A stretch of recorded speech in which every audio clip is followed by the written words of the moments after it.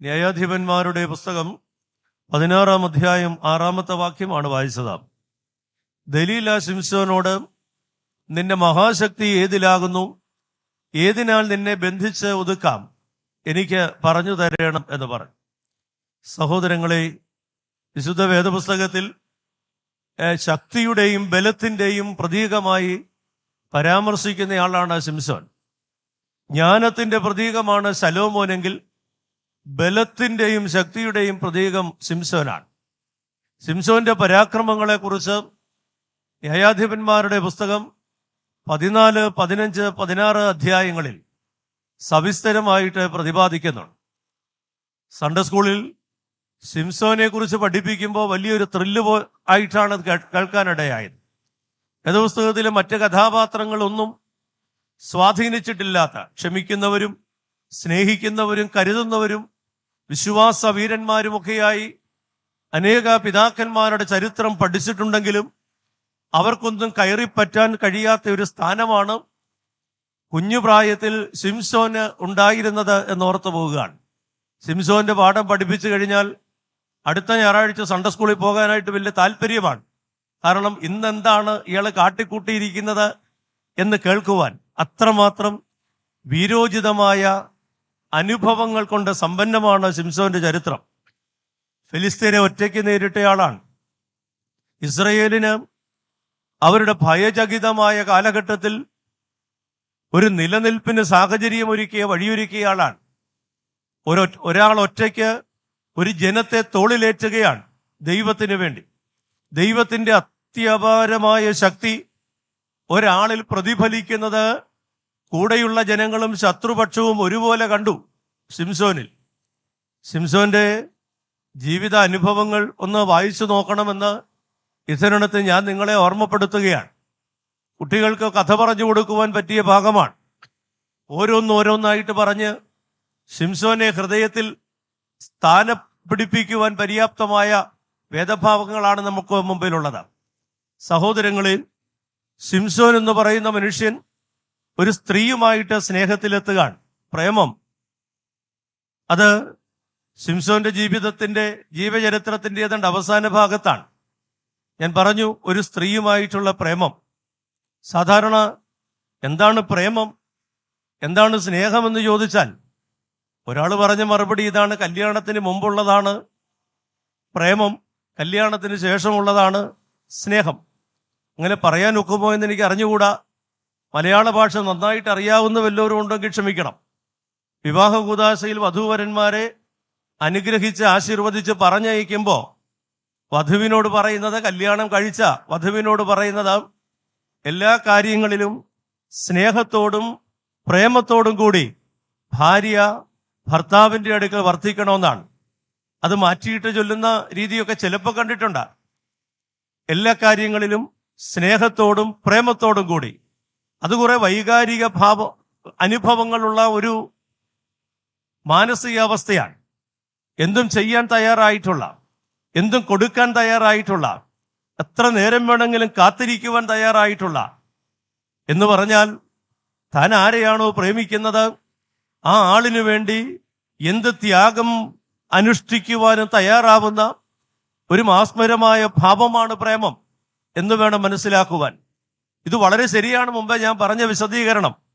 കല്യാണത്തിന് മുമ്പ് പ്രേമമാണ്, കല്യാണത്തിന് ശേഷം സ്നേഹമാണ് എന്ന് പറഞ്ഞാൽ ഒരു സ്വപ്നലോകത്തിൽ നിന്ന് യഥാർത്ഥ ലോകത്തിലേക്ക് വരുമ്പോൾ ഉള്ള വ്യത്യാസമാണ് കല്യാണത്തിന് മുമ്പും പിൻപും ഉള്ള അവസ്ഥ. എന്താണ് സ്വപ്നലോകം എന്ന് പറയുന്നത്? അത് പ്രേമകാലഘട്ടമാണ്, കല്യാണത്തിന് മുമ്പുള്ള കാലമാണ്. പരസ്പരമുള്ള ആശയവിനിമയങ്ങളിലും ഇടപെടലുകളിലുമൊക്കെ ഒരു സ്വപ്നലോകത്തിന്റെ പ്രതീതിയാണ്. എന്റേതാക്കി തീർക്കാനുള്ള ശ്രമമാണത്. അതിനകത്ത് കുറെ നാടകങ്ങൾ ഉണ്ടാകാം, കാപ്പട്യങ്ങൾ ഉണ്ടാകാം, ഇല്ലാത്തത് പെരുപ്പിച്ചു കാട്ടുന്ന അനുഭവങ്ങളൊക്കെ ഉണ്ടാകാം. പലപ്പോഴും നമ്മുടെ പല ആളുകളും ബുദ്ധിശൂന്യരായതുകൊണ്ട് അതിലൊക്കെ വീണു പോവുകയാണ്. ഒറ്റ നോട്ടത്തിൽ പെട്ടുപോകുന്നവരുണ്ട്. 3 മാസം ഒരുമിച്ച് പഠിച്ചതിന്റെ മാത്രം പേരിൽ അയാളെയല്ലാതെ അല്ലെങ്കിൽ അവളെയല്ലാതെ മറ്റാരെയും വിവാഹം കഴിക്കുകയില്ല എന്ന് തീരുമാനമെടുത്തിട്ട് 30-35 വയസ്സായിട്ട് നിൽക്കുന്ന ആളുകളെ പോലും അറിയാം. 3 മാസത്തെ മാത്രം അടുപ്പേ ഉള്ളൂ. ആ അടുപ്പത്തിന്റെ പേരിൽ പെറ്റു വളർത്തിയവരെയും പോറ്റി വളർത്തിയവരെയും ഒക്കെ തള്ളിപ്പറയുന്ന, ഒന്നുമല്ല, ഇപ്പോഴാണ് സ്നേഹം എന്താണെന്ന് എനിക്ക് മനസ്സിലായത് എന്ന വീരവാദം മുഴക്കുന്ന ആളുകളുണ്ട്. അതിൽ ആണും പെണ്ണും വ്യത്യസ്തരല്ല. അവിടെ ജാതിയോ മതമോ സഭയോ നാടോ സംസ്കാരമോ ഒന്നും വിഷയമല്ലാതെ ഈ അബദ്ധത്തിൽ, ഞാൻ ആ വാക്ക് വളരെ ബോധപൂർവമാണ് ഉപയോഗിക്കുക, ഈ അബദ്ധത്തിൽ പെട്ടുപോകുന്ന ആളുകളുണ്ട്. സഹോദരങ്ങളെ ഓർമ്മപ്പെടുത്താനുള്ളത്, ഈ സ്വപ്ന ലോകത്തിൽ നിന്ന് യഥാർത്ഥ ലോകത്തിലേക്ക് വരുമ്പോൾ സ്വപ്നങ്ങൾ മുഴുവൻ യാഥാർത്ഥ്യമായില്ലെങ്കിലും യാഥാർത്ഥ്യങ്ങളോട് പൊരുത്തപ്പെടുവാൻ കഴിയുന്നവർക്ക് മാത്രമേ പിടിച്ചു നിൽക്കുവാനായിട്ട് സാധ്യമാവുകയുള്ളൂ. ഇതിവിടെ ശിംശോൻ ഒരു സ്ത്രീയുമായിട്ട് സ്നേഹത്തിലെത്തുകയാണ്. സ്നേഹത്തിലെന്ന് ഞാൻ പറയാൻ കാരണം, അത് ഒരു വൈവാഹിക ബന്ധത്തിന്റെ തലമല്ല. അതുകൊണ്ടാണ് ഞാൻ ഇതിന് പ്രേമം എന്ന വിശദീകരണം കൊടുത്തത്. സ്നേഹമോ പ്രേമമോ ആകട്ടെ, ഒരു സ്ത്രീയുമായിട്ട് ശിംശോൻ അടുക്കുകയാണ്. ആ അടുപ്പം നെഗറ്റീവായിട്ട് വേദപുസ്തകം പറയുന്നില്ല. അതിലെന്തെങ്കിലും പോരായ്മയുള്ളത് അന്നത്തെ സംസ്കാരത്തിന്റെ പ്രത്യേകതകൾ കൊണ്ടാകാം. അത് തിന്മയാണെന്നോ തെറ്റാണെന്നോ ഒന്നും തിരുവചനത്തിൽ ഒരിടത്തും നമുക്ക് വായിച്ച് കാണുവാനായിട്ടിടയാവുന്നില്ല. ഇവിടെ ശിംശോൻ ഈ സ്ത്രീയുമായിട്ടുള്ള ബന്ധത്തിലേക്ക് വരുമ്പോൾ ഈ സ്ത്രീ ശിംശോനോട് ഉള്ള അടുപ്പം ഉപയോഗിച്ച് ചോദിക്കുന്ന ഒരു ചോദ്യമാണ്, നിന്റെ മഹാശക്തി ഏതിലാണ്? ഏതിനാൽ നിന്നെ ബന്ധിച്ചൊതുക്കാം? എനിക്ക് പറഞ്ഞു തരണം. സഹോദരങ്ങളെ, ഒരു പുരുഷനുമായിട്ട് അടുത്തു കഴിഞ്ഞപ്പോൾ, വളരെ ചുരുങ്ങിയ കാലമെങ്കിലും അവനുമായിട്ട് വളരെ അടുത്തു കഴിഞ്ഞപ്പോൾ ഈ സ്ത്രീ മനസ്സിലാക്കുകയാണ്, സാധാരണ കാണുന്ന പൗരുഷത്വത്തിന്റെ ശക്തിയല്ല ശിംശോന് പ്രകടമാകുന്നത്.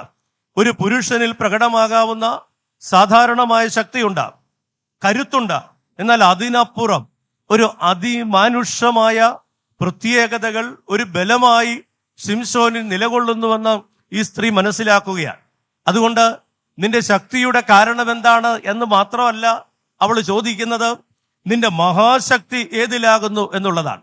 പലപ്പോഴും മഹാശക്തി എന്നുള്ള പ്രയോഗം, അത് ഹൈന്ദവ പാരമ്പര്യത്തിൽ നോക്കിയാലും നമുക്കറിയാം, അത് ദൈവവുമായി, ഈശ്വരനുമായിട്ട് ബന്ധപ്പെട്ട് നിൽക്കുന്നതാണ്. എന്തായാലും ആട്ടെ, ആ സ്ത്രീ ശിംശോനോട് ചോദിക്കുകയാണ്, നിന്റെ മഹാശക്തി ഏതിലാകുന്നു? പ്രിയ സഹോദരങ്ങളെ, ഇവിടെ ഈ സ്ത്രീ എന്തിനാണ് ശിംശോനോട് അടുത്തു വന്നിരിക്കുന്നത്? അവളുടെ ബന്ധം അവൾ ഏത് തരത്തിലാണ് വിനിയോഗിക്കുന്നത്? അവളിൽ ഉൾക്കൊണ്ടിരിക്കുന്ന കാപട്യം എന്താണ് എന്നുള്ളത് ശിംശോന് മനസ്സിലാവുന്നില്ല എന്നുള്ളത് ഒരു വലിയ ദൈന്യതയാണ്, ഒരു പരാജയമാണ്. പലപ്പോഴും അതിശക്തരായ ആളുകൾ, അവർക്ക് ചില ബലഹീന വശങ്ങൾ ഉണ്ടാകും. നമ്മളൊക്കെ സൂക്ഷിക്കേണ്ട ഒരു വിഷയമാണിത്. എല്ലാ തരത്തിലും ഉയർന്നു നിൽക്കുന്ന, എല്ലാ തരത്തിലും ശക്തന്മാരായിരിക്കുന്ന, എല്ലാ കഴിവും പ്രാഗൽഭ്യം അവകാശപ്പെടുന്ന ആളുകൾക്ക് ചില വീക്ക് പോയിന്റ് ഉണ്ടാകും. ആ വീക്ക് പോയിന്റ് ആണ് സാത്താൻ ഏറ്റവും പരിചയമുള്ളത്.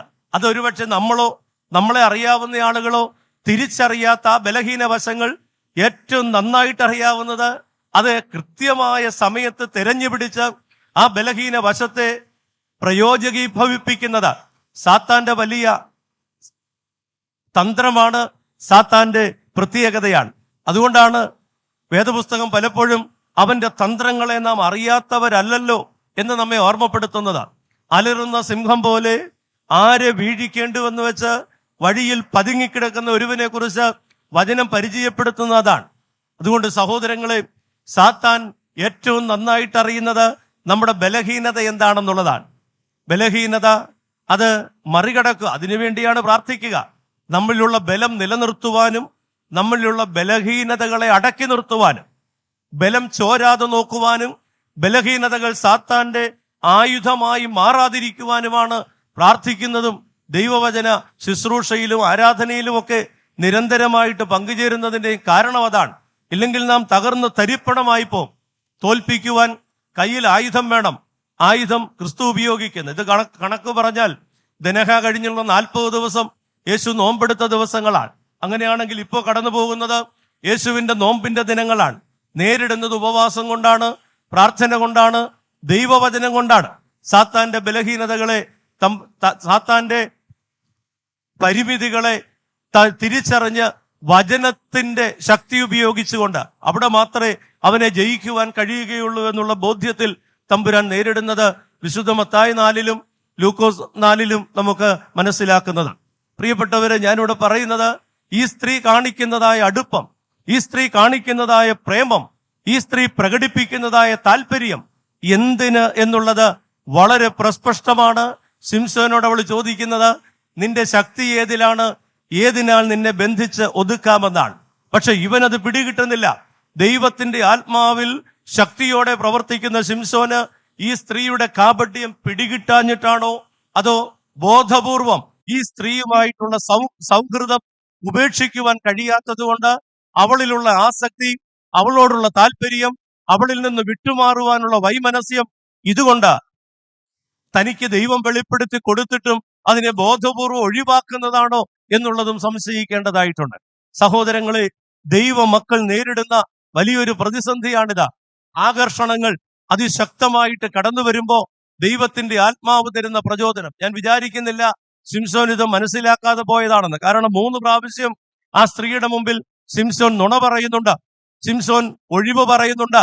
രക്ഷപ്പെടാനുള്ള മാർഗം വിവേകത്തോടെ ദൈവത്തിന്റെ ആലോചനയായിട്ടാവാം ശിംശോൻ പറഞ്ഞ് മാറിപ്പോകാനായിട്ട് ശ്രമിക്കുന്നുണ്ട്. പക്ഷേ അത് അവസാനം വരെയും പിടിച്ചു നിൽക്കുവാൻ ശിംശോന് കഴിയുന്നില്ല എന്നുള്ളതാണ്. നമ്മളൊക്കെ പലപ്പോഴും കാണുന്ന ഒരു പ്രത്യേകത, ഈ സൗഹൃദം പലപ്പോഴും ഒരു കുടുക്കായിട്ട് മാറുന്നു എന്നുള്ളതാണ്.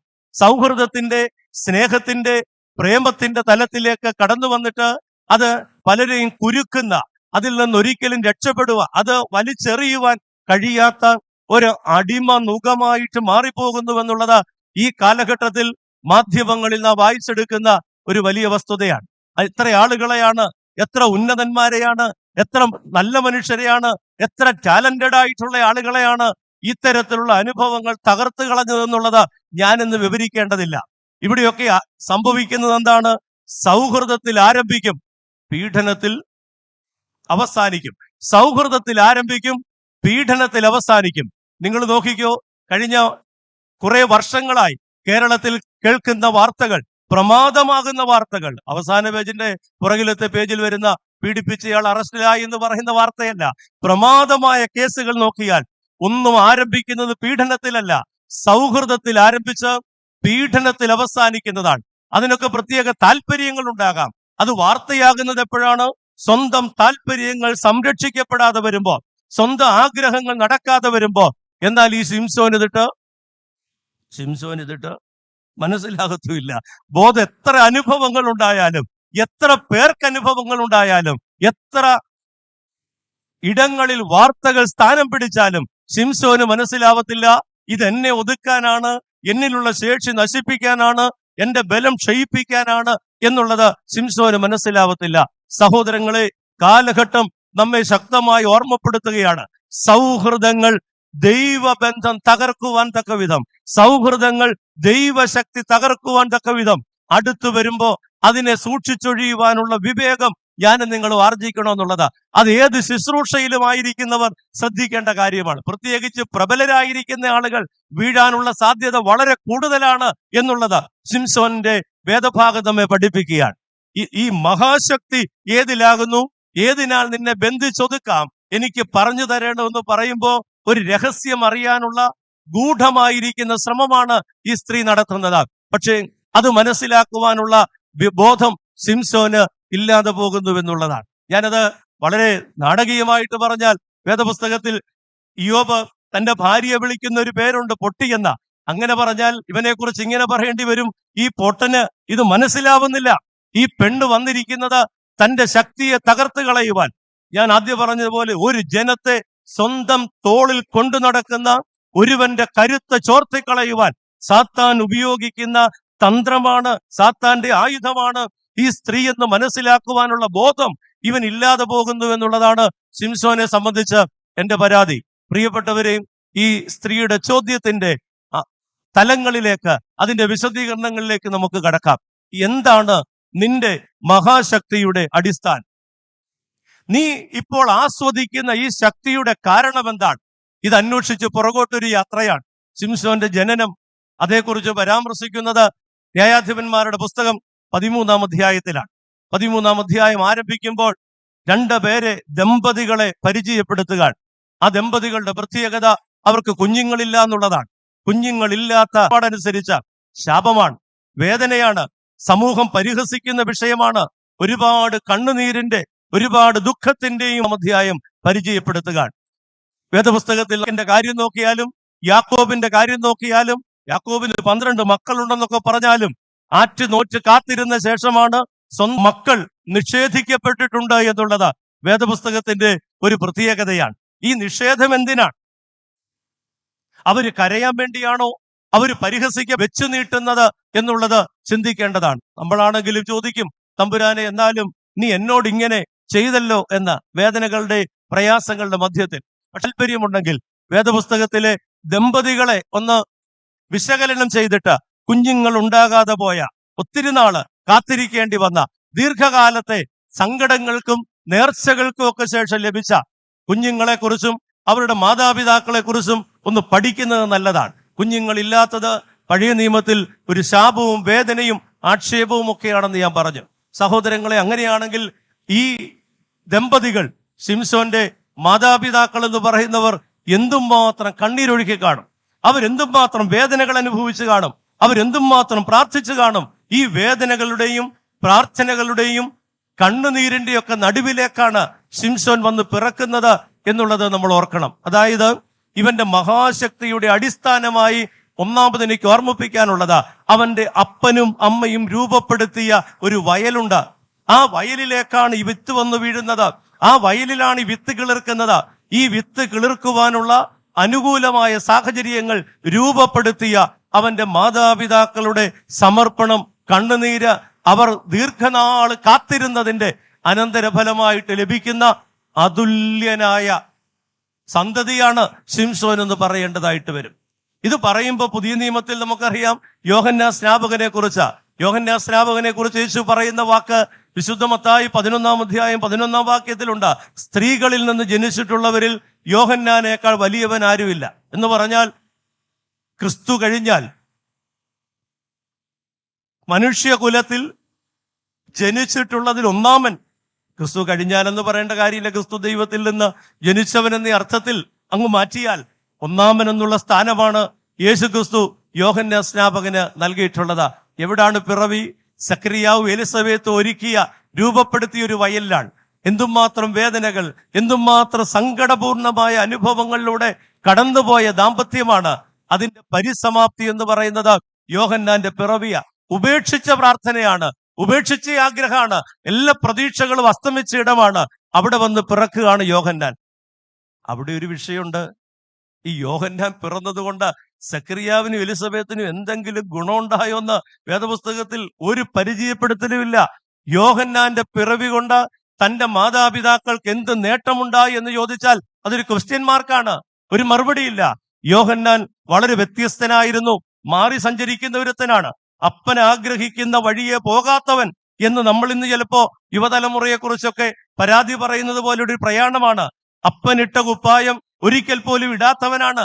അപ്പൻ ആരാധന നടത്തിയ ദേവാലയത്തിൽ ഒരിക്കൽ പോലും കയറാത്തവനാണ്.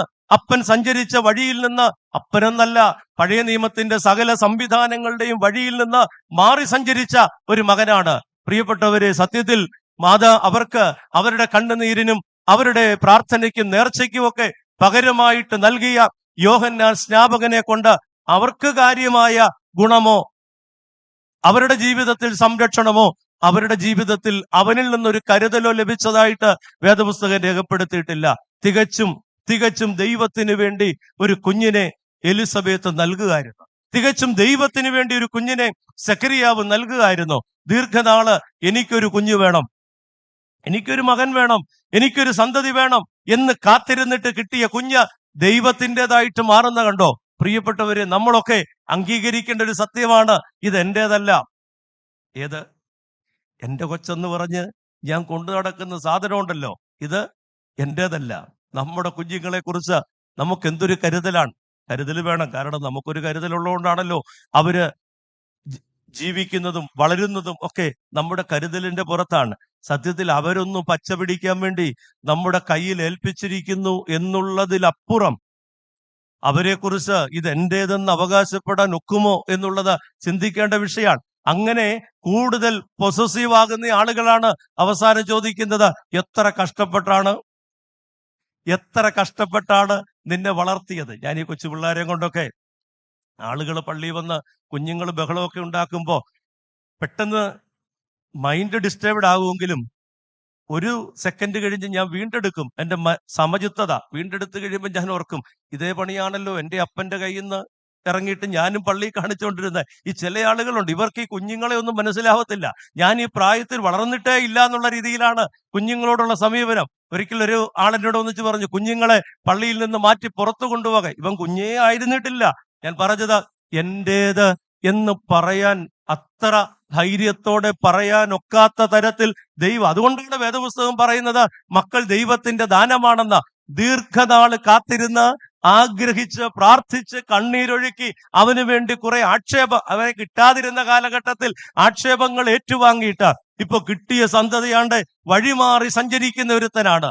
വഴിമാറിപ്പോയ ഒരുത്തൻ, അവൻ പോയ വഴിയിലൂടെ ആളുകൾ പോയി എന്നുള്ളത് ഒരു മറുചരിത്രമാണ്. ഞാൻ സൂചിപ്പിച്ചത്, ദീർഘനാളത്തെ കാത്തിരിപ്പിനും കണ്ണുനീരിനും ഫലമായി ലഭിക്കുന്ന സന്തതികൾ അതിശക്തരാണ് എന്ന് വേദപുസ്തകം പരിചയപ്പെടുത്തുക. അതിശക്തരാണ് അവർ തോൽക്കാത്തവരാണ്. അവർ എന്തും നേരിടാനായിട്ട് ധൈര്യമുള്ളവരാണ്. അവർ സമൂഹത്തെ സ്വാധീനിക്കുന്നവരാണ്. അവർ ദൈവദത്തമായ നിയോഗങ്ങൾക്ക് വേണ്ടി നിലകൊള്ളുന്നവരാണ്. ഇവിടെ ശിംശോന് ജനിക്കുവാൻ പര്യാപ്തമായ തരത്തിൽ ഇവന്റെ ശക്തിയുടെ കാരണത്തെ ദൈവം ഒരുക്കുന്നത് എങ്ങനെ എന്നുള്ളത് നമ്മൾ വളരെ മനസ്സിരുത്തി ധ്യാനിക്കേണ്ട ഒരു വിഷയമാണ്.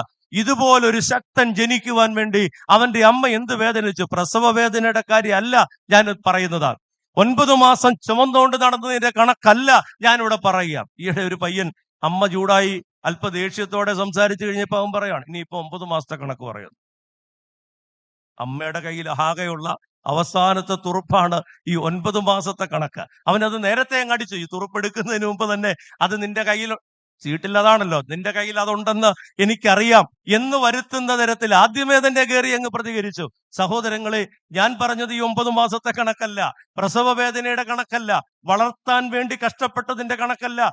ഇവനെ കിട്ടുന്നതിന്, ഇവൻ ഉദരത്തിൽ ഉരുവാകുന്നതിന് മുമ്പ് ഇതുപോലൊരു ശക്തനെ ലോകത്തിന് നൽകുവാൻ ദൈവം ആ അമ്മയെ കടത്തിക്കൊണ്ടുപോയ വഴി, ആ അപ്പനെ കടത്തിക്കൊണ്ടുപോയ വഴി, അവർ അതിനുവേണ്ടി അനുഭവിക്കേണ്ടി വന്ന സങ്കടങ്ങൾ അല്ല, ദൈവം അവരുടെ മേൽ അടിച്ചേൽപ്പിച്ച ഒരു നിഷേധം. കുറെ നാളുകൾ നിനക്ക് മക്കൾ ഉണ്ടാവേണ്ട എന്ന് പറയുന്ന ഒരു നിഷേധം ഉണ്ടല്ലോ, ആ നിഷേധമാണ് ശിംശോന്റെ കരുത്തിന്റെ കാരണം.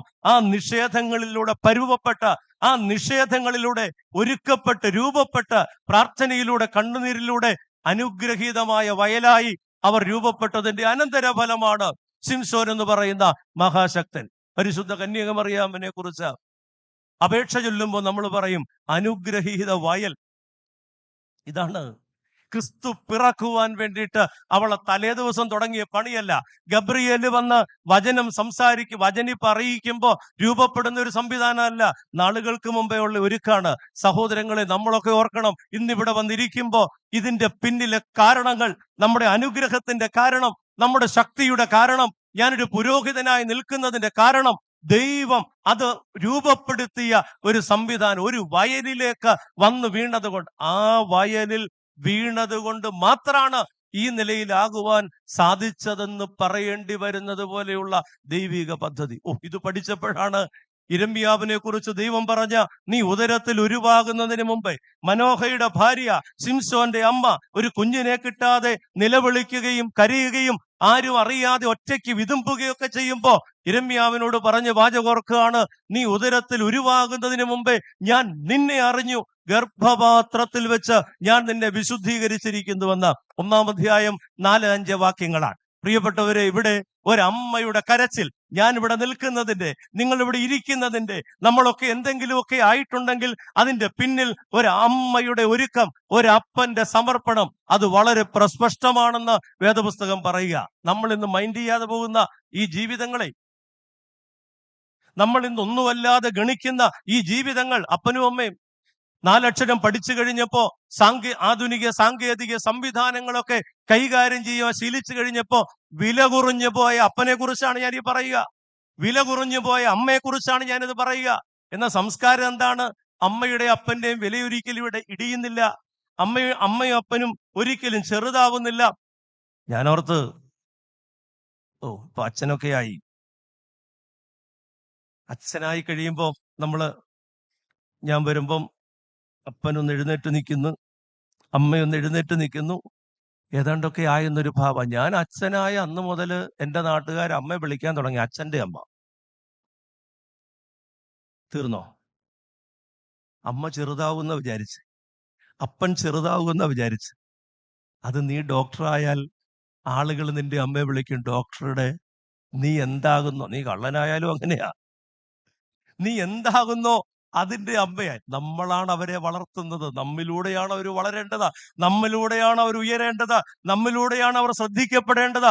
നമ്മിലൂടെ ഒരുപക്ഷെ ദാരിദ്ര്യത്തിന്റെ പടുകുഴിയിൽ പെട്ടുപോയ അവരുടെ ജീവിതം, ഗതികേടിന്റെ പര്യായങ്ങളായിരുന്ന അവരുടെ ജീവിതം അനുഗ്രഹത്തിന്റെ ഔന്നത്യങ്ങളിലേക്ക് ഉയരേണ്ടത് എന്നിലൂടെ നിങ്ങളിലൂടെയാണ്.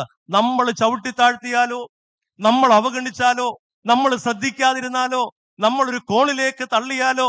സഹോദരങ്ങളെ, കോവിഡ് കഴിഞ്ഞപ്പോ ഒരു അപ്പനോട് പറഞ്ഞു, മകന്റെ ഓർഡറാണ് പള്ളി പോകണ്ടെന്ന്.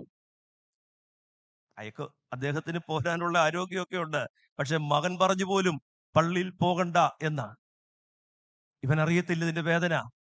പ്രായമുള്ള ആളുകൾ ഒറ്റപ്പെട്ടു പോയാൽ, അവർക്ക് അവരുടെ പ്രായത്തിലുള്ള ആളുകളുടെ സൗഹൃദം നഷ്ടപ്പെട്ടു പോയാൽ, അവരതുവരെ ഇടപെട്ട ശൈലിയിൽ നിന്ന് അവർ മാറ്റപ്പെട്ടു പോയാൽ അവരുടെ ജീവിതം അസ്തമിക്കുകയാണ്, അവരുടെ ജീവിതം ഒടുങ്ങുകയാണ് എന്നുള്ള സത്യം മനസ്സിലാക്കാനുള്ള വിവരവും വിവേകവും അവനില്ലാതെ പോയി. അവൻ പറയാണ്, ഇനി പുറത്തെങ്കും പോകണ്ട. നിങ്ങൾക്കറിയാവോ, പുറത്തു പോകുന്നത് കൊണ്ട് മാത്രം ജീവിക്കുന്ന കുറെ ആളുകളുണ്ട്. പുറത്തു പോകുന്നത് കൊണ്ട് മാത്രം, ആളുകളെ കാണുന്നത് കൊണ്ടും പുറത്തേക്ക് ഇറങ്ങുന്നത് കൊണ്ടും മാത്രം ജീവിക്കുന്ന ആളുകൾ. മാനസികമായി നാം ഇരിക്കുന്ന അവസ്ഥയിൽ, നാം ഇരിക്കുന്നതിന്റെ പിന്നിലെ കാരണങ്ങൾ, അവരനുഭവിക്കുന്ന മാനസികമായ ക്ലേശങ്ങൾ നമുക്ക് മനസ്സിലാവില്ല. 10ഉം 15ഉം ഒക്കെ ആയ മക്കൾ പലപ്പോഴും മാതാപിതാക്കൾക്കൊരു തലവേദനയാണ്. ഒരർത്ഥത്തിൽ അല്ലെങ്കിൽ മറ്റൊരു തലത്തിൽ. വളരെ ചുരുക്കം ആളുകളെ ഉള്ളൂ മക്കളെ കൊണ്ട് വളരെ സന്തോഷം, എനിക്ക് എൻ്റെ കൊച്ചിനെ കൊണ്ട് ഒരു കുഴപ്പമില്ല എന്ന് ആശ്വസിക്കുന്നവർ. അതും മറ്റുള്ളവരോട് പറയുമ്പോഴേ ഉള്ളതാണ് എൻ്റെ വിചാരം. ഈ 15 വയസ്സിലൊക്കെ മക്കള് തലവേദനയായിട്ട് മാറുമ്പോൾ ഓർത്തോണം, ഇതേ പ്രായത്തിൽ ഞാനും ഈയിടെ ഒരു അപ്പം വന്നിട്ട് വളരെ സങ്കടത്തോടെ മകനെ കുറിച്ച് പറഞ്ഞു. 22 വയസ്സുണ്ട് മകന്. വളരെ സങ്കടത്തോടെ പുള്ളി കുറെ നേരം ഇങ്ങനെ പറഞ്ഞ്, എല്ലാം കേട്ടു, ഒന്നും പറയാനില്ല മറുപടി, അത്ര കുസൃതിയാണ് അവൻ. എല്ലാം കേട്ടിട്ട് ഞാനൊരു തമാശ രൂപത്തിൽ ചോദിച്ചു, നമ്മൾ ഈ പ്രായത്തിൽ എങ്ങനെ ആയിരുന്നു? പുള്ളി പറഞ്ഞു, ഞാൻ പോയിട്ട് പിന്നെ വരാം. ഏറ്റവും കുറഞ്ഞത് ഞാൻ ചെയ്ത കുരുത്തക്കേടെങ്കിലും എൻ്റെ മകൻ കാണിക്കുമെന്ന് വിശ്വസിച്ചില്ലെങ്കിൽ ആ കഷ്ടമെന്ന് പറയണ്ട. നമുക്ക് ബോധമില്ലേ, ഞാൻ നടന്ന വഴിയിലൂടെ എൻ്റെ മകൻ നടക്കുകയുള്ളൂ എന്നെങ്കിൽ അതിനപ്പുറത്തേക്ക് പോകരുതെന്ന് ആഗ്രഹിച്ചു, അതിനപ്പുറത്തേക്ക് പോകുകയില്ല എന്ന് വിചാരിച്ചു, അതിനപ്പുറത്ത് പോകാതിരിക്കാൻ വേണ്ടി ഉപദേശിച്ചു. എല്ലാം ശരിയാണ്. ഞാൻ നടന്ന വഴിയിലൂടെ, അല്ലെങ്കിൽ ശ്രദ്ധിക്കണം, ആദ്യം തൊട്ടേ നടക്കുന്ന വഴി സൂക്ഷ്മതയുള്ളതായിരിക്കണം. എന്നിട്ട് പറയണം, ഞാൻ ഇങ്ങനെ ചെയ്തിട്ടില്ല, ഞാൻ ഇങ്ങനെ പോയിട്ടില്ല എന്ന്. അടിച്ച് ഫിറ്റായ അപ്പം മകനോട് പറയാണ്, നീ മയക്കുമരുന്ന് ഉപയോഗിക്കരുത്. എന്താ നമ്മുടെ കാലം പോകുന്ന പോക്കെ? ഉപദേശിക്കുന്നവനും ഉപദേശം സ്വീകരിക്കുന്നവനും തമ്മിൽ യാതൊരു വ്യത്യാസവും ഇല്ല. ഞാൻ എന്നെ കൂടെ കൂട്ടിയായി പറയുക. നിന്റെ ശക്തിയുടെ കാരണം ഏതാണെന്ന് അന്വേഷിച്ച് ചെല്ലുമ്പോഴാണ് കരഞ്ഞ് കണ്ണുനീർ വറ്റിയ ഒരു കണ്ണുമായി, തകർന്ന മനസ്സും നുറുങ്ങിയ ഹൃദയവുമായി കുറെ നാളുകൾ കഴിച്ചുകൂട്ടിയ ഒരു സ്ത്രീയുടെ കഥനകഥ, ഒരപ്പന്റെ വേദനയുടെ കഥ, ആ വയലിലേക്ക് വന്നു വീണതുകൊണ്ടാണ് ശിംശോനെ നീ ശക്തനായത്. വേറൊരു വീട്ടിൽ പിറന്നിരുന്നെങ്കിൽ, വേറൊരു സൗഭാഗ്യകരമായ ഇടത്ത് നീ വന്നു വീണിരുന്നെങ്കിൽ ഒരിക്കലും നീ ഇതുപോലെ ശക്തനാകുകയില്ല. ഇസ്രായേലിൽ എത്ര എണ്ണം ജനിച്ചിട്ടുണ്ട്? ഇസ്രായേലിൽ എത്ര പേര് പിറന്നിട്ടുണ്ട്? ഏതെല്ലാം കുടുംബത്തിൽ, ഏതെല്ലാം ഗോത്രത്തിൽ മക്കളായിട്ട്, ആണായിട്ട് പിറന്നിട്ടുണ്ട്? നിന്നെ നീയാക്കിയ, നിന്റെ ഈ കരുത്തിന്റെ ഉടമയാക്കിയ പലർക്കും പുച്ഛാണ് അപ്പനോടും അമ്മയോടും. നീ നിൽക്കുന്നതിന്റെ കാരണം അവരാണ്, നിന്റെ ബലത്തിന്റെ കാരണം അതാണ്. നീ ഏതെങ്കിലും ഒരു ചെറുക്കന്റെ കൂടെ പോകുമ്പോ നിന്റെ സൗന്ദര്യത്തിന്റെ കാരണം അവരാണ്. ഇട്ടച്ചേ, സൗന്ദര്യത്തിന്റെ, ആരോഗ്യത്തിന്റെ, ബുദ്ധിയുടെ, നീ അനുഭവിക്കുന്ന, ആസ്വദിക്കുന്ന എല്ലാ കഴിവിന്റെയും കാരണങ്ങളെ തള്ളിക്കളഞ്ഞിട്ട്, എല്ലാ അനുഗ്രഹത്തിന്റെയും കാരണമായവനെ തള്ളിയിട്ടാണല്ലോ പോക്ക്. അനുഗ്രഹത്തിന്റെ കാരണങ്ങളെ തള്ളിക്കളഞ്ഞിട്ട് ഒരു പോക്കാണ്. നിന്റെ മഹാശക്തി ഏതിലാണ് എന്ന് എനിക്ക് നിങ്ങൾക്ക് നമ്മളോട് ചോദിക്കേണ്ടിയിരിക്കുന്നു. ചെന്ന് നിൽക്കുന്നത് അവിടെ ആയിരിക്കും. അവിടെ നിന്ന് മാറി മറ്റൊരിടത്തായിരുന്നു പിറവിയെങ്കിൽ ഒരുപക്ഷെ ഇവിടെ ഇരിക്കുന്ന ആരെങ്കിലും ഒക്കെ പറയും കുറെ കൂടെ സുഖമായിരുന്നേനെന്ന്. അതവിടെ നിൽക്കട്ടെ. നാം ആയിരിക്കുന്ന അവസ്ഥയിൽ നമ്മെ എത്തിക്കുന്നതിന്റെ പിന്നിലെ കാരണങ്ങൾ, അവരുടെ കണ്ണുനീര്, അവരുടെ സമർപ്പണം, അവരുടെ ദൈവസന്നിധിയിലുള്ള നേര്, അല്ലെങ്കിൽ ഈ പ്രായത്തിൽ ഇവിടെ വന്നിരിക്കത്തില്ല. ഇനി പറയുന്ന കാര്യത്തിൽ ക്ഷമിച്ചേര്. എന്താണ് അടുത്തതൊന്നും വരാത്തത്? ചെറുപ്പക്കാരില്ലെന്നുള്ള സങ്കടമല്ലേ അച്ഛന്മാരുൾപ്പെടെ എല്ലാരും മുഴക്കുന്നത്? ഇന്നല്ലേ UK-യിലൊക്കെ പോകാൻ തുടങ്ങിയേ? ഇന്നല്ലേ മൈഗ്രേഷൻ സ്റ്റാർട്ട് ചെയ്ത്? ഇപ്പോഴത്തെ വലിയ നിലവിളി മൈഗ്രേഷനാണല്ലോ. ഈ മൈഗ്രേഷൻ തുടങ്ങുന്നതിന് മുമ്പ് പള്ളി വന്നുകൊണ്ടിരുന്നവരുടെ എണ്ണം എത്ര? പള്ളി സജീവമായവരുടെ എണ്ണം എത്ര? യൂത്തിന്റെ ഇല്ല. ഇവിടെയൊക്കെ തന്നെ ഉണ്ടെങ്കിലും ഉദ്ദേശിക്കുന്നിടത്ത് എത്തിപ്പെടുന്നില്ല. സമർപ്പണത്തിന്റെ പ്രിയപ്പെട്ടവരെ കുറവ്. ഞാൻ ഭാഗത്ത് നിന്ന് മാറുകയാണ്. നിന്റെ മഹാശക്തിയുടെ കാരണം, ഒന്നാമത്തെ കാരണം എന്ന് പറയുന്നത് നിന്റെ അപ്പനും അമ്മയും അനുഭവിച്ച വിങ്ങലാണ്. അവരുടെ പ്രാർത്ഥനയിൽ കിളിർത്തു വന്നതാണ് നീ. അവരുടെ സമർപ്പണമാകുന്ന വയലിലാണ് നീ രൂപപ്പെട്ടത്. അതാണ് നിന്റെ മഹാശക്തിയുടെ കാരണം. നന്ദികേട് ഒരിക്കലും അതിനോട് പാടില്ല എന്നൊരു ഓർമ്മപ്പെടുത്തൽ. 2, അമ്മയോട്, അതായത് ഇങ്ങനെ കരഞ്ഞ് കഴിയുന്ന ഒരു സ്ത്രീയോട് ദൈവത്തിന്റെ ദൂതൻ വന്നിട്ട് പറയുകയാണ്, നീ ഗർഭം ധരിച്ചൊരു മകനെ പ്രസവിക്കും. എത്ര പേരാണ് അങ്ങനെയുള്ള വാർത്ത കേട്ടിരിക്കുന്നത്? അരുളപ്പാടിന്റെ സന്തതിയാണ്. അരുളപ്പാടിന്റെ. അബ്രഹാമിന്റെ ഭാര്യ സാറായിയോട് വന്ന് പറയുന്നുണ്ട്, അടുത്ത വർഷം ഈ സമയം. സക്കറിയാവിനോട് പറയുന്നുണ്ട്, നിന്റെ ഭാര്യ എലിസബത്ത്, കന്യകമറിയാമിനോട് പറയുന്നു, നീ ഗർഭം ധരിച്ച് ഒരു മകനെ പ്രസവിക്കും. അരുളപ്പാടിന്റെ സന്തതിയാണ്. ഇനി അരുളപ്പാട് ഡയറക്റ്റ് ലഭിച്ചില്ലെങ്കിലും നമ്മളൊക്കെ അരുളപ്പാടിന്റെ സന്തതിയാ. കാരണം അരുളപ്പാടിന്റെ സന്തതി എന്ന് പറഞ്ഞ നിയോഗം പേറി വരുന്നവരാ. വ്യക്തമായ കൃത്യമായ അവരുടെ നിയോഗം അറിയിക്കാൻ വേണ്ടിയിട്ടാണ് അരുളപ്പാട് നൽകുക. നമ്മളൊക്കെ നിയോഗമുള്ളവരാണ് അരുളപ്പാടിന്റെ സന്തതി. ആ സ്ത്രീയോട് പറയാണ്, നീ ഗർഭം ധരിച്ചൊരു മകനെ പ്രസവിക്കും. വീഞ്ഞും മദ്യവും കുടിക്കരുത്, അശുദ്ധമായതൊന്നും തുടരുത്. അവളോടുള്ളതാണ്. അതിനുശേഷം പറയാണ്, നീ ഗർഭം ധരിച്ച് പ്രസവിക്കുന്ന മകൻ അവന്റെ തലയിൽ ക്ഷൗരക്കത്തി തൊടുവിക്ക്. 13-ാം അധ്യായം 3-4 വാക്യങ്ങളാ. ക്ഷൗരക്കത്തി തൊടുവിക്കരുത്, അവൻ വീഞ്ഞും മദ്യവും കുടിക്കരുത്, അശുദ്ധമായതൊന്നും തുടരുത്. നിയന്ത്രണങ്ങൾ, നിബന്ധനകൾ. നാളുകൾ കാത്തിരുന്ന് ലഭിക്കുന്ന കുഞ്ഞിനെ കുറിച്ച് അമ്മയ്ക്ക് കിട്ടുന്ന അരുളപ്പാടാണ്, അവൻ വീഞ്ഞും മദ്യവും കുടിക്കരുത്, അശുദ്ധമായത് തുടരുത്, തലയിൽ ക്ഷൗരക്കത്തി തൊടുവിക്കുകയും ചെയ്യരുത്. അമ്മ ഇത് കേൾക്കുക. അമ്മ ഇത് കേട്ടിട്ട് മകൻ പിറന്നു കഴിയുമ്പോ മകനെ വളർത്തുകയാണ്. ആ വഴിയിൽ പ്രായമാകുന്നത് വരെ, തിരിച്ചറിവാകുന്നത് വരെ, പിച്ചവെക്കുന്നത് വരെ, കാല് പിച്ചവെക്കുന്നതല്ല, മനസ്സ് പിച്ചവെക്കുന്നത് വരെ, കാര്യങ്ങൾ പറഞ്ഞാൽ മനസ്സിലാക്കാൻ കഴിയുന്ന പ്രായം വരെ വീഞ്ഞ് തൊടാതെ, മദ്യം കൊടുക്കാതെ, ക്ഷൗരക്കത്തി തൊടുവിക്കാതെ, അശുദ്ധമായതിലേക്ക് പോകാതെ ഈ അമ്മ ഈ കുഞ്ഞിനെ നേർരേഖയിലൂടെ, ഋജുവായ വഴിയിലൂടെ നയിക്കുക. ഇതാണ് വിശുദ്ധ മാമോദീസ അനുഭവം. അമ്മ കേട്ടത്, അമ്മ അറിഞ്ഞത്, അമ്മ മനസ്സിലാക്കിയത് പിച്ചവെക്കുന്ന കാലം വരെ അത് ശീലിപ്പിക്കുന്ന പരിപാടിയാണ് വിശുദ്ധ മാമോദീസായിലൂടെ ഒരുക്കപ്പെടുന്നത്. അത്ര പറ്റുള്ള അമ്മയെ കൊണ്ട് നീ 18 വയസ്സിൽ തെറ്റിപ്പോയാൽ, നീ 24-ൽ മാറിപ്പോയാൽ അതിന്റെ ഉത്തരവാദിത്വം അമ്മയ്ക്കല്ല, അപ്പനല്ല. നിന്നെ ആ വഴിയിൽ, അമ്മ കേട്ട വഴിയിൽ, അരുളപ്പാട് തിരിച്ചറിഞ്ഞ അമ്മ ഗ്രഹിച്ച മാർഗത്തിൽ നിന്നെ നയിക്കുവാൻ വേണ്ടി എത്രയോ സൗഭാഗ്യകരമായ പിറവിയാന്ന് നോക്കിയേ, എത്രയോ അനുഗ്രഹിക്കപ്പെട്ട ജന്മമാണെന്ന് നോക്കിയേ. നിന്റെ അപ്പനൊരു തോന്നിവാസിയായിരുന്നെങ്കിൽ, നിന്റെ അമ്മയൊരു കൊള്ളുകേലാത്ത സ്ത്രീയാണെങ്കിൽ മാറ്റാൻ ഒക്കുകയല്ലോ. ഒരു ഓപ്ഷനും ഇല്ലല്ലോ. അപ്പനെ അമ്മയെ സെലക്ട് ചെയ്യാൻ ഏത് ജാതിയാണെങ്കിലും ഏത് തരക്കാരാണെങ്കിലും സഹിച്ചല്ലേ പറ്റുള്ളൂ. എന്നിട്ടാണ് നീ മാറിപ്പോയത്, എന്നിട്ടാണ് നീ മാറിപ്പോകുന്നത്. അമ്മ കേട്ടത് മകനോട്, മകനെ ശീലിപ്പിച്ചു വകതിരിവാകുന്ന പ്രായം വരെ. അങ്ങനെ മകനെ ശീലിപ്പിച്ചിട്ട് മകന് വകതിരിവായപ്പോ അമ്മ മകന്റെ കാതിലേക്ക്, തന്റെ കാതിലേക്ക് ദൂതൻ ചൊല്ലിത്തന്നത് മകന്റെ കാതിലേക്ക്, മകന്റെ മനസ്സിലേക്ക്, ഹൃദയത്തിന്റെ അകത്തട്ടിലേക്ക് അമ്മ ചൊല്ലിക്കൊടുക്കുകയാണ്. വിഞ്ഞും മദ്യവും കുടിക്കരുത്, ക്ഷൗരക്കത്തി തൊടുവിക്കരുത്, അശുദ്ധമായത് തുടരുത്. നമ്മൾ ഇന്ന് ചൊല്ലുന്ന പ്രാർത്ഥനയെല്ലാം കൂടെ ഇങ്ങനെ വേണമെങ്കിൽ ഒരു സംക്ഷിപ്ത ഭാവമാക്കാം. ദോഷങ്ങൾ ചെയ്യാതെ, ദോഷത്തിലേക്ക് പോകാതെ ഒരു വ്രതസ്ഥനായി നീ ജീവിക്കണം. അമ്മ പറയാണ്. നമ്മൾ ഇന്നിത് പറയാൻ തുടങ്ങിയ പിള്ളേർ പറയും തുടങ്ങി പഴംപുര. അതെന്താന്നറിയാവോ? പറയേണ്ട രീതി അറിയാൻ മേല. ശരിക്കും പിള്ളേർ പറയുന്നത് നേരാ. ഈ പഴംപുരാണമായിട്ടാണ് നമ്മുടെ ഒരു പോക്ക്. ഈ ഞങ്ങളുടെ കാലത്ത് അങ്ങനെയായിരുന്നു.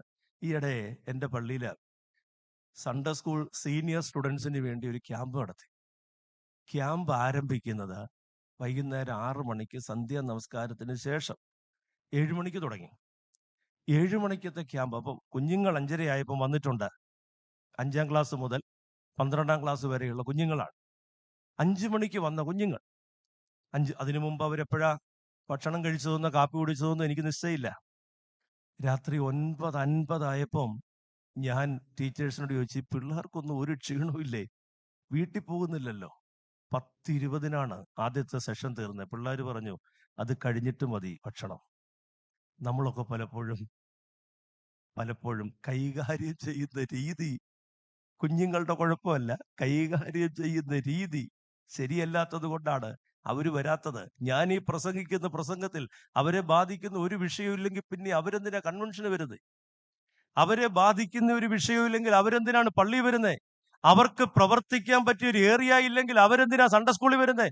OVVS പിള്ളേർ പോകും, സൺഡേ സ്കൂളിൽ പിള്ളേർക്ക് താല്പര്യമില്ല. എന്താ കാര്യം? പഠിക്കേണ്ട വിഷയമാണ്. താല്പര്യമില്ലാത്തിടത്ത് നിർബന്ധിച്ച അപ്പന്റെ അമ്മയുടെ ആരുടെയൊക്കെയോ നിർബന്ധത്തിന് പിടിച്ചുകൊണ്ടിരുത്തി അവരെ പരിശീലിപ്പിക്കാമെന്ന് വിചാരിച്ചാൽ സഹോദരങ്ങളെ ആരിരുന്നു തരും? ഇവിടെയൊക്കെ സംഘാടകരുടെ മികവ് കൊണ്ടോ ഓരോ അച്ഛന്മാരുടെ ശക്തമായ അനൗൺസ്മെന്റ് കൊണ്ടോ ഒക്കെ പോയേക്കാമെന്ന് വിചാരിച്ചു വരുന്ന ആരെങ്കിലും കണ്ടേക്കാം.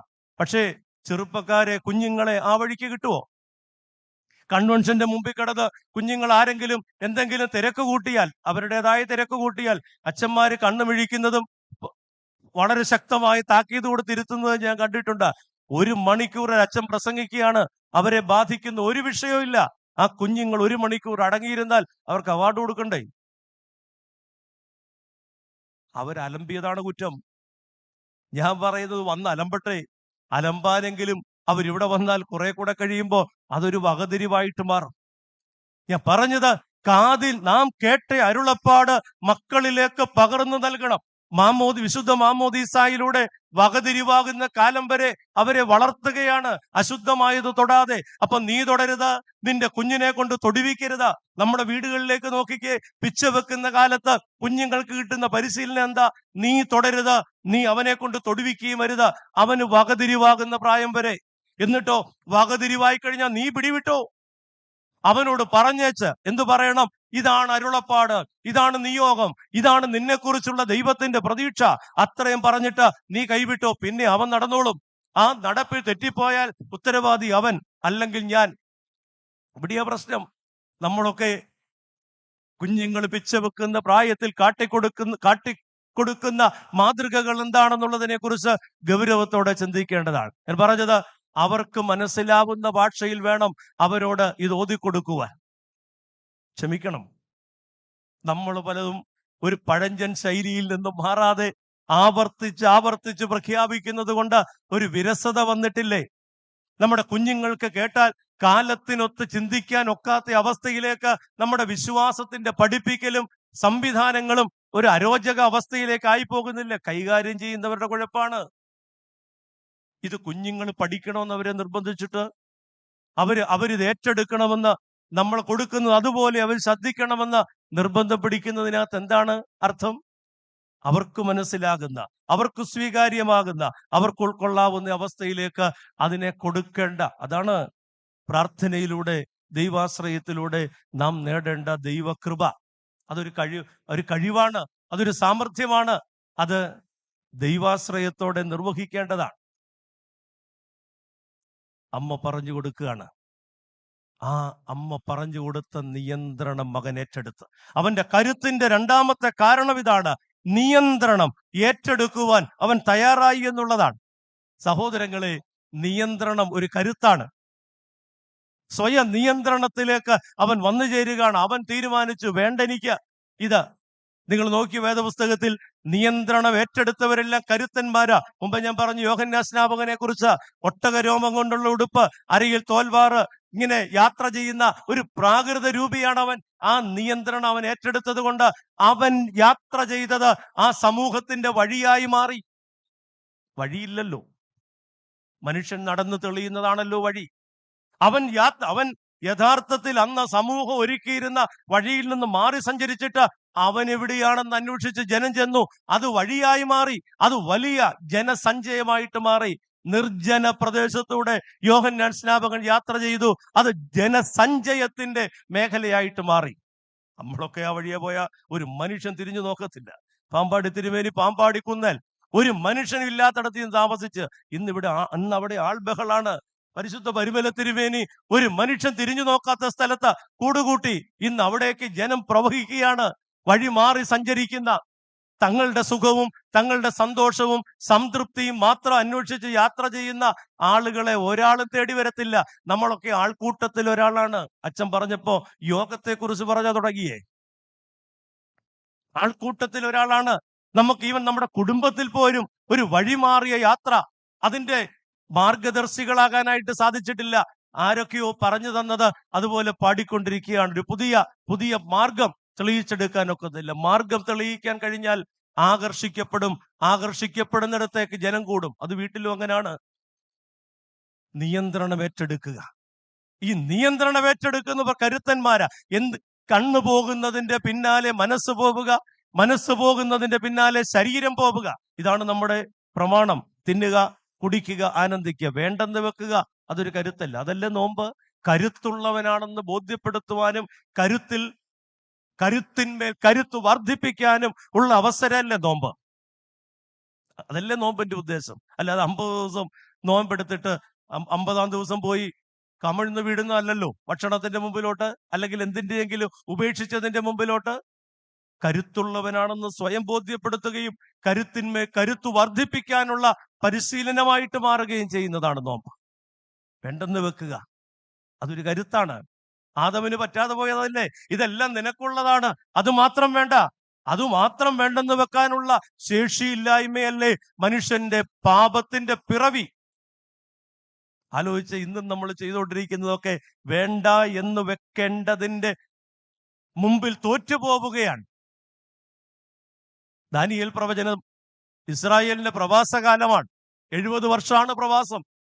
ഈ 70 വർഷത്തെ പ്രവാസത്തിലേക്ക് പോകുമ്പോ ബാബേൽ ദേശത്തേക്ക് വീട് വിട്ട്, ആരാധനാലയം വിട്ട്, സ്വന്തക്കാരെ വിട്ടിട്ടൊരു പോക്കാണ്. മൈഗ്രേഷൻ എന്ന് പറയുന്ന ഒരു പ്രതിഭാസമാണ്.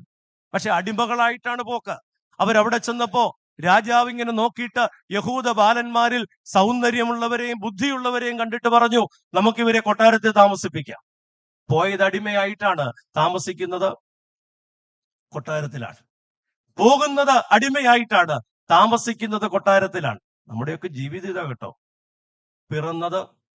പിറന്നത് ദാരിദ്ര്യത്തിലാണ്, ഇന്ന് സമ്പന്നതയുടെ മൂർത്തിമദ്ഭാവത്തിലാണ്. എന്റെ കാര്യം അങ്ങ് പറഞ്ഞു പോയെന്നേ ഉള്ളൂ കേട്ടോ. ഒന്നോർത്തെ, ഒരു 60 വർഷം മുമ്പൊക്കെ ഓർമ്മയുള്ളവര് ഗതികേടിന്റെ, പ്രയാസത്തിന്റെ, ദുരിതത്തിന്റെ ഒക്കെ നടുവിലേക്ക് പിറന്നിട്ട് ഇന്ന് ഏതവസ്ഥയിലാണ് എത്തി നിൽക്കുന്നത്?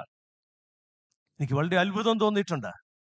10, 15, 20 വർഷം മുമ്പൊക്കെ പരിചയമുണ്ടായിരുന്ന ആളുകൾ അന്ന് വിവാഹത്തിനൊരു സഹായം ചോദിച്ച്, അല്ലെങ്കിൽ വിദ്യാഭ്യാസത്തിനൊരു സഹായം ചോദിച്ച്, ചികിത്സയ്ക്കൊരു സഹായം ചോദിച്ച് വന്ന ആളുകൾ ഇന്ന് 50,000, 1 ലക്ഷം ഒക്കെ നീട്ടിയിട്ട് പറയാണ്, അച്ഛാ പാവപ്പെട്ട ആരെങ്കിലും ഉണ്ടെങ്കിൽ കൊടുത്തേക്കാൻ. ഇതൊരു സൈക്കിളാണല്ലോ. ഇന്നത്തെ നാളത്തേത് നാളെ കഴിഞ്ഞ് എന്നിരുന്നാൽ പോലും ദൈവം അനുഗ്രഹിക്കുന്ന, പോകുന്നത് അടിമയായിട്ട്, വളരുന്നത് കൊട്ടാരത്തിൽ. മോശ അങ്ങനെ വളർന്നയാളാണ്. ഈ കൊട്ടാരത്തിൽ ബുദ്ധികൂർമ്മതയുള്ള, സൗന്ദര്യമുള്ള ആളുകളെ താമസിപ്പിക്കുമ്പോ രാജാവ് പറഞ്ഞു, നിങ്ങൾക്ക് ഇവിടുന്ന് ഭക്ഷണം കഴിക്കാൻ കേട്ടോ. നീ ഇനി അടിമയുടെ ഗതികേടിന്റെ ഭക്ഷണം കഴിക്കണ്ട. നിനക്ക് ഈ കൊട്ടാരത്തിലെ സുഭിക്ഷതയാർന്ന സമ്പന്നമായ ഭക്ഷണം കഴിക്കുക. അവര് പറഞ്ഞു വേണ്ട.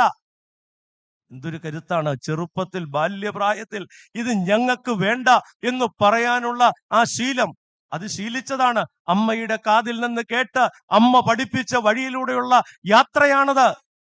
ആ യാത്രയിൽ അവൻ പറഞ്ഞു, എനിക്ക് നിന്റെ സുഭിക്ഷമായ ഭക്ഷണം വേണ്ട. ദാനിയേല് 6-ാം അധ്യായം 10-ാം വാക്യത്തിൽ ദാനിയേല് മുട്ടുകുത്തി പ്രാർത്ഥിച്ച ഒരു സംഭവം പറയുന്നുണ്ട്. യെരൂശലേമിന് നേരെയുള്ള വാതിൽ തുറന്നിട്ടിട്ടാണ് പ്രാർത്ഥിച്ചത്. അത് കേവലം ഒരു പ്രാർത്ഥന മാത്രമല്ല കേട്ടോ, അതൊരു സംസ്കാരമാണ്. ദിവസേന ചെയ്തു വന്നതുപോലെ മുട്ടുകുത്തി 3 പ്രാവശ്യം. അതാണ് സംസ്കാരം. അത്യാവശ്യം വരുമ്പോൾ ഓടിപ്പോയി പ്രാർത്ഥിക്കുന്നതല്ല, കഷ്ടാനുഭവിച്ച് പ്രാർത്ഥിക്കുന്നതല്ല, ഏതെങ്കിലും ഗതികേടിന്റെ നടുവിൽ നേർച്ച നേർന്ന് കണ്ണീരൊഴുക്കി നെഞ്ചത്തടിച്ച് ചെല്ലുന്നതല്ല ഭക്തി. ഇതൊരു സംസ്കാരമാണ്. നമ്മുടെ ചെറുപ്പക്കാര് നമ്മുടെ കുഞ്ഞുങ്ങളെ കുറിച്ച് ഓർക്കുമ്പോൾ ഉള്ള സങ്കടം അതാണ്. സംസ്കാരം സംരക്ഷിക്കപ്പെടുന്നില്ല എന്നുള്ളതാണ്. സംസ്കാരം സംരക്ഷിക്കപ്പെടുന്നില്ല. ശീലങ്ങൾ അതിന്റെ എല്ലാ അതിരും ലംഘിച്ചിട്ട് ഏത് മാർഗത്തിലേക്ക് എന്തിനോട് കോംപ്രമൈസ് ആകുന്ന നിങ്ങള് ശാന്തമായിട്ടൊന്ന് വിശകലനം ചെയ്തോ. സംസ്കാരം നശിപ്പിച്ചിട്ടുള്ള പ്രയാണത്തിൽ 1-ാം സ്ഥാനം. ഏതിനോടും ചേരും, ഏതിനോടും കൂടും. ഏത് അവസ്ഥയിലെത്തുന്നോ അത് കുപ്പിയിൽ വെള്ളം എടുക്കുന്നത് പോലെയാ. കുപ്പി ഏതാണോ അതാണ് ഷെയ്പ്പ്. എനിക്ക് വേണ്ട. ബാബേൽ രാജാവിന്റെ ഔദാര്യം, ബാബേൽ രാജാവ് വെച്ചു നീട്ടുന്ന സുഭിക്ഷമായ ഭോജനം എനിക്ക് വേണ്ട എന്ന് തീരുമാനിക്കുവാൻ ആ കുഞ്ഞുങ്ങൾക്ക് കഴിഞ്ഞു. അതുകൊണ്ട് എന്താണ്, ബാബേലിലെ ഏറ്റവും മിടുക്കരേക്കാൾ അവർ മിടുക്കുള്ളവരായി. അവന്റെ മുമ്പിൽ സിംഹം വായ്പൊത്തി, അവന്റെ മുമ്പിൽ തീജ്വാല കെട്ടുപോയി. തീജ്വാലക്കിടയിലും പനിമഞ്ഞിന്റെ ആസ്വാദനം അവർക്ക് ലഭിച്ചു. പാടുവാണ് ദാനിയേലിൻ ദൈവൻ വെറുതെ. നിയന്ത്രണത്തിന്റെ കരുത്ത് ഇല്ലാത്തവൻ എങ്ങനെ ദാനിയേലിന്റെ ദൈവത്തെ വിളിക്കാൻ ഒക്കും? നിയന്ത്രിക്കുവാനുള്ള ശേഷിയില്ലാത്തവൻ എങ്ങനെ അസരിയ, ഹാനിനിയ തുടങ്ങിയ പൈതങ്ങളുടെ ദൈവത്തെ വിളിക്കാൻ ഒക്കും? പ്രിയപ്പെട്ടവരെ, നിയന്ത്രണം അതൊരു കരുത്താണ്. ശിംശോൻ ആ വഴിയിലൂടെ, നിയന്ത്രണത്തിന്റെ വഴിയിലൂടെ യാത്ര ചെയ്യാനായിട്ട് തുടങ്ങി. ആർക്കും പിടിച്ചാ കിട്ടാത്തവനായി ശിംശോൻ യാത്ര ചെയ്യുക. എനിക്ക് നിങ്ങളെ എല്ലാം ഓർമ്മപ്പെടുത്താനുള്ളത്, നമ്മുടെ വഴി അതായിരിക്കണം. ആർക്കും പിടി കൊടുക്കാത്ത വഴി, ആർക്കും പിടി കൊടുക്കാത്ത വഴി. നമ്മൾ ആരുടെ മുമ്പിൽ തലകുനിക്കാനല്ല, ആരുടെ മുമ്പിൽ പരാജിതരായിട്ട് നിൽക്കാനല്ല, ജയിക്കാനായി. അത് മുദ്രാവാക്യം മാത്രമല്ല, ജയിക്കാൻ വേണ്ടി ജനിച്ചവരാണ്. നമ്മൾ തോക്കുന്നത് എപ്പോഴാണെന്നറിയാമോ? നിയന്ത്രണമില്ലാത്ത യാത്രയിലാണ് നമ്മൾ പരാജയം. അത് ബൈക്കിലാണേലും അങ്ങനെ, ജീവിതത്തിലാണെങ്കിലും അങ്ങനെയാണ്. നിയന്ത്രണമില്ലാത്ത യാത്ര കരുത്തില്ലായ്മയുടെ ലക്ഷണമാണ്. നമ്മൾ ഓർക്കും ബൈക്ക് ചീറിപ്പാഞ്ഞു പോകുന്നത് കരുത്തിന്റെ ലക്ഷണമാണെന്ന്. നോ, നിയന്ത്രണം, ഡിസിപ്ലിൻ എന്നൊക്കെ നമ്മൾ പറയുന്ന ഒരു ഭാവം. ശിംശോൻ അമ്മ പറഞ്ഞ അതേ വഴിയിലൂടെ നടന്ന്. സഹോദരങ്ങളെ, ദൂതൻ പറഞ്ഞ വഴി അമ്മ, അമ്മ പറഞ്ഞ വഴി മകൻ. എവിടെ തെറ്റും? ആർക്ക് തോൽപ്പിക്കാൻ ഒക്കും? ആർക്ക് മുമ്പിൽ കീഴടങ്ങും? ഇതാണ് വഴി. എന്റെയും നിങ്ങളുടെയും വഴി ഇതാണ്. ദൂതൻ പറയുന്ന മാർഗം അമ്മ കേൾക്കുന്നു, അമ്മ കേൾക്കുന്ന വഴി മകന് പറഞ്ഞു കൊടുക്കുന്നു, മകൻ അതിലെ നടക്കാൻ തീരുമാനിക്കുന്നു. എല്ലാവരും പരാജയപ്പെടുക. ഫെലിസ്ത്യരൊക്കെ അവന്റെ മുമ്പിൽ വരുമ്പോ ഒന്നുമല്ലാതായി പോകുന്നതിന്റെ കാരണം അവൻ ആ വഴിയിലൂടെ നടക്കുന്നു എന്നുള്ളത് കൊണ്ടാണ്. പറ്റുമോ നമുക്ക് അമ്മ പറഞ്ഞ വഴിയിലേക്ക് ഇനിയെങ്കിലും? ഇനി പറ്റുമോ അമ്മയ്ക്ക് ദൂതൻ പറഞ്ഞ വഴിയിലേക്ക് ഇനിയെങ്കിലും ഒന്ന് തിരിച്ചു പോകാൻ? എന്റെ അച്ഛോ, ഞങ്ങളുടെ കുഞ്ഞുങ്ങളൊക്കെ വലുതായി പോയ അച്ഛോ, ഇനി ആരോട് പറയാനാ? അടയ്ക്കായിരുന്നെങ്കിൽ വെക്കായിരുന്നു. ഇപ്പൊ ഞങ്ങളെയൊക്കെ വളർന്നു നിൽക്കുക. എന്തോ ചെയ്യാനാ? അതിനൊരു സാധാരണ മറുപടിയുണ്ട്, നേരത്തെ ആലോചിക്കണമായിരുന്നെന്ന്. പക്ഷെ അത് ഞാനിവിടെ പറയുന്നത് ശരിയല്ലല്ലോ. ഇനിയെങ്കിലും ഉണ്ടാകാനുള്ളതിനെ കുറിച്ച് പറയാം. അമ്മ നടക്കുന്ന, ദൂതൻ പറഞ്ഞ വഴിയിലൂടെ അമ്മ, അമ്മ നടക്കുന്ന വഴിയിലൂടെ മകൻ. കരുത്ത് ഉള്ളവനായി ശിംശോൻ പോവുക. ഇത് കേട്ടിട്ട് ശിംശോന്റെ പരാക്രമം വായിക്കണം. സഹോദരങ്ങളെ, ഞാൻ അവസാന ഭാഗത്തേക്ക് വരികയാണ്. ഈ സ്ത്രീ ശിംശോനോട് ചോദിച്ചു, നിന്റെ കരുത്ത് ഏതില? അവൻ ഒന്നാമത് പറഞ്ഞു, പച്ചയായ 7 ഞാണുകൊണ്ട് എന്നെ ബന്ധിച്ചാൽ മതി. എനിക്ക് തോന്നുന്നു രക്ഷപ്പെടാൻ ദൈവം കൊടുത്ത ആലോചന ആയിരിക്കാം, അങ്ങനെ വേദപുസ്തകത്തിലില്ല. അവൾ അങ്ങനെ ചെയ്തു. അവനെ 7 ഞാണുകൊണ്ട് ബന്ധിച്ചു. ഫെലിസ്ത്യര് വരുന്നു എന്ന് വിളിച്ചു പറഞ്ഞു. അവൻ എഴുന്നേറ്റപ്പോഴേ ഈ ഞാണെല്ലാം അങ്ങ് അരിഞ്ഞുപോയി. അവൾ പിന്നെയും പറഞ്ഞു, ശിംശോനെ, നീ എന്നെ കളിപ്പിച്ചു. ആരാ കളിപ്പിക്കുന്നത്? ആരാ ഇവിടെ വഞ്ചിക്കുന്നത്? ആരാണ് ഇവിടെ കാപട്യമായിട്ട് വരുന്നത്? അവൾ ശിംശോനോട് പറയുക, ശിംശോനെ, നീ എന്നെ വഞ്ചിച്ചു. നിന്റെ ശക്തി ഏതിലാണെന്ന് പറ, ഏതിനാൽ നിന്നെ ഒതുക്കാം. രണ്ടാമത്തെ നുണ ശിംശോൻ പറഞ്ഞു, എന്നെ പുതിയ കയറുകൊണ്ട് കെട്ടിയാൽ മതി, എൻ്റെ ശക്തി പൊക്കോളും. അവള് കയറുകൊണ്ട് കെട്ടിയത് ഇവൻ അറിഞ്ഞതാണ്. ഇവൻ അറിഞ്ഞാണല്ലോ കെട്ടുന്നത്. അങ്ങനെ കെട്ടിയവനോട് ഫെലിസ്ത്യര് വരുന്നു എന്ന് പറഞ്ഞപ്പോ അവനൊന്ന് എഴുന്നേറ്റ് നെഞ്ചു വിരിച്ചപ്പോ ഈ കയറ് വെറും ചകിരിയായിട്ട് മാറി. കയർ അതിന്റെ പഴയ രൂപത്തിലേക്ക് മടങ്ങിപ്പോയി എന്നാണ് വേദപുസ്തകം പറയാം. മൂന്നാമതും അവൾ ശിംശോനോട് പറയാണ്, നീ എന്നെ കബളിപ്പിച്ചു, നിന്റെ ശക്തി ഏതിലാണ്? അവൻ പറഞ്ഞു, എൻ്റെ 7 ജഡ ഒരു പാവിൽ നെയ്താൽ എൻ്റെ ശക്തി ക്ഷയിക്കും, എന്നെ കീഴടക്കാം. മൂന്നാമത്തെ നുണയാണ് പറയുന്നത്. അവൾ അങ്ങനെ ചെയ്തു, എന്നിട്ടും ശിംശോനെ വീഴിക്കാൻ സാധിച്ചില്ല. അവസരങ്ങൾ ദൈവം കൊടുക്കുകയാണ്.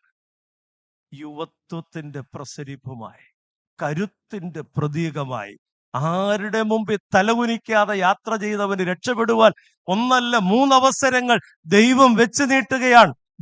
അവനിൽ കുടിയിരിക്കുന്ന ദൈവാത്മാവിന്റെ ശക്തി ചോർന്നു പോകാതിരിക്കുവാൻ ദൈവം അവന് കൊടുത്ത 3 അവസരങ്ങൾ. സഹോദരങ്ങളെ, ചില സമയത്ത് ഇത് വർക്ക് ചെയ്യത്തില്ല.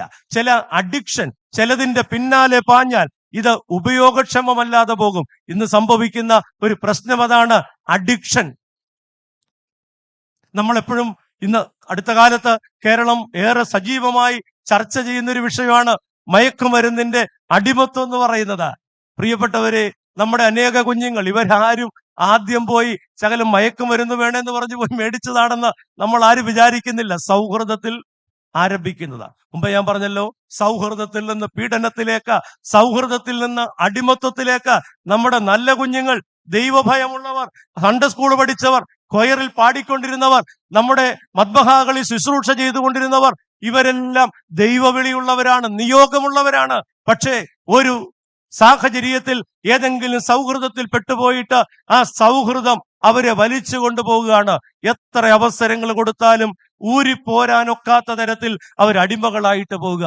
സങ്കടമുള്ളൂ, ദേഷ്യമില്ല അവരോട്. ഒരു നഷ്ടബോധമാണ് മനസ്സിനെ അലട്ടുന്നത്, അല്ലാതെ അവര് തകർന്നു പോകണമെന്നുള്ള വിചാരമല്ല. മടങ്ങി വരണേ എന്നുള്ള, പന്നിയുടെ ഇടയിൽ പോയിരുന്ന ഒരുത്തന്റെ മടങ്ങി വരവിനെ കുറിച്ച് വേദപുസ്തകം പറയുന്നത് പോലെ നമുക്കൊരു വിരുന്ന് കഴിക്കണം, നമുക്കൊരാഘോഷം നടത്തണം. തെറ്റിപ്പോകുന്ന ഏതെങ്കിലും ഒരു കുഞ്ഞ് ഏത് മാർഗത്തിലും ആകട്ടെ, അവൻ തിരിച്ചു വരുന്നുവെങ്കിൽ അവനുള്ളതാണ് വിരുന്ന്, ഇടവകത്തിന് അവനുള്ളതാണ്, ആഘോഷം അവനുള്ളതാണ്, പെരുന്നാൾ അവനെ പ്രതിയാണ് നടത്തേണ്ടത്. സഹോദരങ്ങളെ, അഡിക്ഷൻ, അടിപ്പെട്ടു പോവുകയാണ്. ഇവിടെ ഇരിക്കുന്ന, എന്നെ കേൾക്കുന്ന ആരെങ്കിലും ഏതെങ്കിലും തരത്തിലുള്ള ബാന്ധവത്വത്തിന് അടിമകളാണെങ്കിൽ, അത് ബന്ധങ്ങളാകാം, മറ്റ് ഉപയോഗങ്ങളാകാം. അടിമകളാണെങ്കിൽ 1, 2, 3 നീ ഒരു പരിഹാസിയാകാൻ, നീ ആക്ഷേപിക്കപ്പെടുവാൻ, നീ പരസ്യമായി വിചാരണ ചെയ്യപ്പെടുവാൻ ഇടയാകാതിരിക്കുവാൻ ദൈവം തരുന്ന അവസരങ്ങളാണ്. ദൈവം തന്ന അവസരം രക്ഷപ്പെടാൻ കിട്ടിയ അവസരമാണ്. നീ അത് രക്ഷപ്പെട്ടത് വിജയമായിട്ട് കണക്കാക്കണ്ട. 1ാമത് ശിംശോൻ രക്ഷപ്പെട്ടു, 2ാമത് ശിംശോൻ രക്ഷപ്പെട്ടു, 3ാമത് ശിംശോൻ രക്ഷപ്പെട്ടു. നമ്മളൊക്കെ കാണിക്കുന്ന പല അബദ്ധങ്ങളും, പല കുസൃതികളും, പല പാപങ്ങളും പരസ്യമാക്കപ്പെടാത്തത്, നാം അതിലൂടെ ബലഹീനരാകാത്തത് ഒരു വിജയമായി ആഘോഷിക്കേണ്ട. അടുത്തത് ഒരുപക്ഷെ പെട്ടുപോകാം. അതുകൊണ്ട് ഈ ബാന്ധവത്വത്തിൽ നിന്ന് നെഞ്ചുവിരിച്ച് രക്ഷപ്പെടണം. കയറിൽ നിന്ന് ശിംശോൻ രക്ഷപ്പെട്ടതുപോലെ, പച്ചയായ ഞാണിൽ നിന്ന് രക്ഷപ്പെട്ടതുപോലെ, ഈ ഒരു പാവിൽ നെയ്ത 7 ജടയിൽ നിന്ന് രക്ഷപ്പെട്ടതുപോലെ നമുക്കും രക്ഷപ്പെടണം. സഹോദരങ്ങളെ, സ്വതന്ത്രരാകണം. യേശു ക്രിസ്തു സ്വാതന്ത്ര്യത്തിനായിട്ട് ക്രിസ്തു നിങ്ങളെ സ്വതന്ത്രരാക്കി.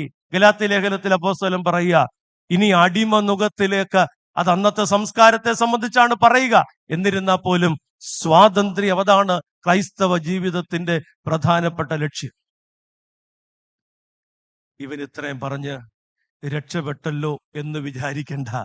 അടുത്തത് ആ സ്ത്രീ പറയുകയാണ്, അവൾ വല്ലാതെ അവനെ വിഷമിപ്പിക്കുകയാണ്. അവൾ അവനോട് വല്ലാതെ ചേർന്ന് നിൽക്കുകയാണ്. അവനെ ഒരു തരത്തിലും അവൾ വിട്ടുമാറുന്നില്ല. അവൾ പറഞ്ഞു, അവളെ വല്ലാതെ നീരസപ്പെടുത്തിയിട്ട്, എനിക്ക് വേദപുസ്തകത്തിൽ ഏറ്റവും സങ്കടം തോന്നിയിട്ടുള്ളത് ക്രിസ്തുവിന്റെ കഷ്ടാനുഭവം വായിച്ചപ്പോഴല്ല, മറിച്ച് ന്യായാധിപന്മാരുടെ പുസ്തകം 16-ാം അധ്യായം 16-ാം വാക്യം വായിച്ചപ്പോഴാണ്. അവിടെ എഴുതിയിരിക്കുന്നത് ഇങ്ങനെ, അവൾ അവനെ വല്ലാതെ അസഹ്യപ്പെടുത്തുക കൊണ്ട്. അവൾ അവനെ എന്ന് പറയുന്നതിന് നിങ്ങൾ നിങ്ങളുടേതായ പേരിട്ടോ, നമുക്ക് നമ്മുടേതായ പേരിടാം. അവൾ അവനെ വല്ലാതെ അസഹ്യപ്പെടുത്തുകയുണ്ട്. അടുത്ത വാക്യാണ്, അവൻ തന്റെ ഉള്ളം മുഴുവൻ അവളെ അറിയിച്ചു. എന്താ ഈ ഉള്ളം? തുരന്നെടുത്തു കൊടുത്തതാണോ? അമ്മ കേട്ട ദൂതന്റെ അരുളപ്പാട്. അമ്മ നാളുകൾ കഷ്ടപ്പെട്ട് വേദനിച്ച് കണ്ണീരൊഴുക്കി നേടിയ ആ ദൂതന്റെ അരുളപ്പാടെന്നുള്ള അതുല്യമായ, ഇവന്റെ കരുത്തിന്റെ ആധാരമായിരിക്കുന്ന അതുല്യ സമ്മാനം അവൻ കൊണ്ട് ഈ സ്ത്രീയുടെ മുമ്പിൽ അനാവരണം ചെയ്തു, തുറന്നു വെച്ചു. 10, 15, 20, 30 വർഷമൊക്കെ ചുമന്നുകൊണ്ട് നടക്കുന്ന ആരാധന, പ്രാർത്ഥന, തിരുവചനബന്ധം പ്രിയപ്പെട്ടവരെ ചുമന്നു വെക്കുകയാണ്. ഒരു ദുർബല നിമിഷത്തിൽ അവസരങ്ങൾ ദൈവം കൊടുത്തിട്ട് രക്ഷപ്പെടാതെ അവസാനം പെട്ടുപോവുകയാണ്. എന്താ അനന്തര ഫലം എന്നറിയോ? അവൾ അത് ചെയ്തു. തല മൊട്ടയടിച്ചു, മദ്യം കുടിപ്പിച്ചു, ഫെലിസ്ത്യര് വരുന്നു എന്ന് പറഞ്ഞു. ശിംശോൻ പഴയതുപോലെ എഴുന്നേക്കാൻ തുടങ്ങി. എന്ത് സങ്കടം തോന്നറിയോ? അവൻ അനങ്ങാൻ പറ്റിയില്ല. പഴയതുപോലെ ഫെലിസ്ത്യര് വരുന്നു എന്ന് കേട്ടിട്ട് ശിംശോൻ എഴുന്നേക്കാൻ ശ്രമിച്ചു. പ്രിയപ്പെട്ടവരെ, എഴുന്നേക്കാൻ പറ്റിയില്ലെന്ന് മാത്രമല്ല, അവരവനെ പിടിച്ചു കെട്ടി അവന്റെ കണ്ണു കുത്തിപ്പൊട്ടിച്ച് അവരുടെ ദേവന്റെ ദാഗോന്റെ ക്ഷേത്രത്തിൽ കൊണ്ടുപോയി മുൻവശത്ത് ഒരു തൂണിൽ ചാരി നിർത്തി. എന്നിട്ട് വരുന്നവരെല്ലാം സൈന്യങ്ങളുടെ യഹോവയെ പരിഹസിച്ചുകൊണ്ട് പറഞ്ഞു, ശിംശോന്റെ ദൈവം എവിടെ? ഇതാ പ്രശ്നം. ഞാൻ തോറ്റാൽ എന്നിലൂടെ അവസാനിക്കുമെങ്കിൽ കുഴപ്പമില്ല, ഞാൻ തോക്കുമ്പോ ദൂഷിക്കപ്പെടുന്ന. ഞാൻ പ്രസംഗം തുടങ്ങിയപ്പോ എന്താ പറഞ്ഞേ? ദൈവനാമം. ഇതിന് നേരെ വിപരീതമായിട്ടുള്ള സംഭവിക്കുന്നത്. ഒരായുസ് മുഴുവൻ ഞാൻ നടത്തിയ പ്രസംഗത്തിലൂടെ ദൈവനാമം മഹത്വപ്പെടട്ടെ എന്ന് എത്ര പ്രാവശ്യം പറഞ്ഞോ, അതിലും എത്രയോ ഇരട്ടി ശക്തിയോടെയാണ് ഒരു ദുർബല നിമിഷം ദൈവനാമം ദുഷിക്കപ്പെടുവാനിടയാക്കുന്നത്. അവരെല്ലാം പരിഹസിച്ചു. ശിംശോനെ അല്ല പരിഹസിച്ചത്, ശിംശോന്റെ ദൈവത്തെ. ശിംശോന്റെ ദൈവത്തെ. സഹോദരങ്ങളെ, കണ്ണുപൊട്ടനായി ദാഗോന്റെ ക്ഷേത്രത്തിൽ ഇരിക്കുന്ന ശിംശോൻ 2 എക്സ്ട്രീമാണ്. ഒന്ന്, നിന്റെ കരുത്തേതിലാ? ശിംശോന്റെ മഹാശക്തിയുടെ മൂർത്തിമത് ഭാവമാ. എന്നാൽ പരാജയങ്ങളുടെ പടുകുഴിയിലാണ്ടുപോയ ഒരു കരുത്തന്റെ മുഖമാണ്, ഭാവമാണ് ദാഗോന്റെ ക്ഷേത്രത്തിൽ ഇരിക്കുന്ന ശിംശോന്റെ മുഖത്ത് പ്രതിഫലിക്കുന്നത്. ഞാനാണിത്, എന്നിൽ ഈ സാധ്യതയുണ്ട്, നമ്മളിൽ എല്ലാവരിലും ഈ സാധ്യതയുണ്ട്. വിജയത്തിന്റെ ഔന്നത്യവും നമ്മളിലുണ്ട്, പരാജയത്തിന്റെ പടുകുഴിയും നമ്മിലുണ്ട്. ഇപ്പൊ എവിടാ നിൽക്കുന്നേ എന്നൊന്ന് ആലോചിക്കുന്നത് നല്ലതാണ്. അവസാനം നിങ്ങൾക്ക് അറിയാവുന്ന പോലെ തൂണുകുലുക്കിയിട്ട് ആശാൻ രക്ഷപ്പെടുകയാണ്. രക്ഷപ്പെട്ടു എന്ന് പറഞ്ഞാൽ ഇനി ഒരു പരിഹാസപാത്രമാകാതെ അയാളങ്ങ് ചത്തു എന്നാണ് വേദപുസ്തകം പറയുന്നത്. പിതാക്കന്മാരുടെ നിരയിൽ ഇയാളില്ല കേട്ടോ. പിതാക്കന്മാരുടെ നിരയിൽ ശിംശോനില്ല. കുറെ നാള് ദൈവകൃപ ആസ്വദിച്ചയാളാണ്, പക്ഷെ പിതാക്കന്മാരുടെ നിരയിലില്ല. നിന്റെ മഹാശക്തി ഏതിലാണ്? യേശുക്രിസ്തു ഈ ലോകത്തിൽ വെച്ച് സംസാരിച്ച അവസാനത്തെ വാചകം ഏതാന്ന് പറയാോ? ഈ വലിയ കൺവെൻഷന് പോയ ചോദ്യം ഉത്തരവൊന്നുമില്ല. കാരണം നമ്മൾ തമ്മിൽ വലിയൊരു, അബ്രഹാം പിതാവിന്റെ മടിയിലിരുന്നപ്പോ പറഞ്ഞ പോലെ വലിയൊരു പിളർപ്പാണ്. അതുകൊണ്ട് നിങ്ങൾ രക്ഷപ്പെട്ടു. യേശുക്രിസ്തു ഈ ലോകത്തിൽ വെച്ച് സംസാരിച്ച അവസാന വാചകം എങ്ങനെയാണെന്നറിയുന്നത്? അത് കഴിഞ്ഞിട്ടുള്ള വാക്യത്തിൽ ഇങ്ങനെ പറയുന്നുണ്ട്, ഇത് പറഞ്ഞിട്ട് അവൻ അവരെ വിട്ട് ആരോഹണം ചെയ്തു. അങ്ങനെയാണ് ഈ അവസാന വാചകം കണ്ടേ. അത് അപ്പോസ്തല പ്രവൃത്തി 9-ാം വാക്യമാണ്. അവൻ ആരോഹണം ചെയ്യുന്നു. അപ്പൊ പറഞ്ഞ വാക്ക് 8-ാം വാക്യമാണ്. യേശു പറഞ്ഞ അവസാനത്തെ വാക്ക് അതിങ്ങനാണ്, എന്നാൽ പരിശുദ്ധാത്മാവ് നിങ്ങളുടെ മേൽ വരുമ്പോൾ നിങ്ങൾ ശക്തി ലഭിച്ചിട്ട് യെരൂശലേമിലും യഹൂദിയിലെല്ലായിടത്തും ശമരിയയിലും ഭൂമിയുടെ അറ്റത്തോളം എന്റെ സാക്ഷികളാവും. ശക്തി പരിശുദ്ധാത്മാവില്. ഞാൻ വീണ്ടും മാമോദീസായിലേക്ക് മടങ്ങുകയാണ്. അമ്മ കേട്ടത് മകനെ ശീലിപ്പിക്കുന്നതാണ് മാമോദീസ. ആ ശീലമാണ് ശക്തിയുടെ പരിശുദ്ധാത്മാവിന്റെ വഴി. ആ വഴിയിൽ നിന്ന് മാറി സഞ്ചരിച്ചതാണ് ശിംശോന്റെ അധപ്പതനത്തിന്റെ കാരണം. ഈ ശക്തി വരുമ്പോ നമ്മളല്ലാതായി മാറുകയാണ്. കഴിവില്ലാത്തവൻ കഴിവുള്ളവനാവുകയാണ്, അറിവില്ലാത്തവൻ അറിവുള്ളവനാവുകയാണ്, ശേഷിയില്ലാത്തവൻ ശേഷിയുള്ളവനാവുക. ശക്തി എന്ന് പറഞ്ഞാൽ കേവലം നടക്കാനുള്ള ശക്തിയല്ല, ഗുസ്തിക്കുള്ള ശക്തിയല്ല, എല്ലാറ്റിനും പ്രാപ്തിയുള്ളവനായി തീരുന്ന ശക്തി. സഹോദരങ്ങളെ, യേശു പറഞ്ഞു, ദോഷികളായി നിങ്ങൾ നിങ്ങളുടെ മക്കൾക്ക് നല്ല ദാനങ്ങളെ കൊടുപ്പാൻ അറിയുന്നുവെങ്കിൽ സ്വർഗസ്ഥനായ പിതാവ് തന്നോട് യാചിക്കുന്നവർക്ക് പരിശുദ്ധാത്മാവിനെ എത്ര അധികമായി. നമ്മൾ ഇതുവരെ ചോദിക്കാത്തൊരു കാര്യമാണെങ്കിൽ ഇന്ന് തൊട്ട് ചോദിച്ചോ. അമ്മ പറഞ്ഞു തന്ന ആ വഴി മാമോദീസയുടെ വഴിയാണ്. അമ്മ ശീലിപ്പിച്ച വഴി മാമോദീസയുടെ വഴിയാണ്. വളർച്ചയുടെ വഴിയിൽ നാളുകളിൽ ആ വഴി വിട്ടു മാറിപ്പോയിട്ടുണ്ടെങ്കിൽ തിരിച്ചു വരികയാണ്. കർത്താവേ, നിന്റെ പരിശുദ്ധാത്മ ശക്തി എനിക്ക് തരണേന്ന. ഇന്ന് നമ്മുടെ മുഖം വാടിയിരിക്കുന്നതാ, ഇന്ന് നാം പ്രശ്നങ്ങളെ തളർന്നു പോകുന്നതാ, ഇന്ന് നാം പ്രതികൂലങ്ങളിൽ മടിച്ചു നിൽക്കുന്നതാ ഈ ശക്തി ചോർന്നു പോയതുകൊണ്ടാ. ദാഗോന്റെ ക്ഷേത്രത്തിൽ ഇരിക്കുന്ന പൊട്ടക്കണ്ണന്റെ രൂപം നമ്മുടെ മനസ്സിൽ വേണം. കാരണം അത് നമ്മുടെ ഒരു സാധ്യതയാണ്. അതിലേക്ക് പോകാതിരിക്കാൻ കരുത്ത് നിലനിർത്തുന്നവരാകുവാനായിട്ട് ശ്രമിക്കാം. നിന്റെ മഹാശക്തി ഏതിലാണ്? അപ്പനും അമ്മയും ഇട്ടു തന്ന ഒരു സാധ്യതയുടെ വയലുണ്ട്.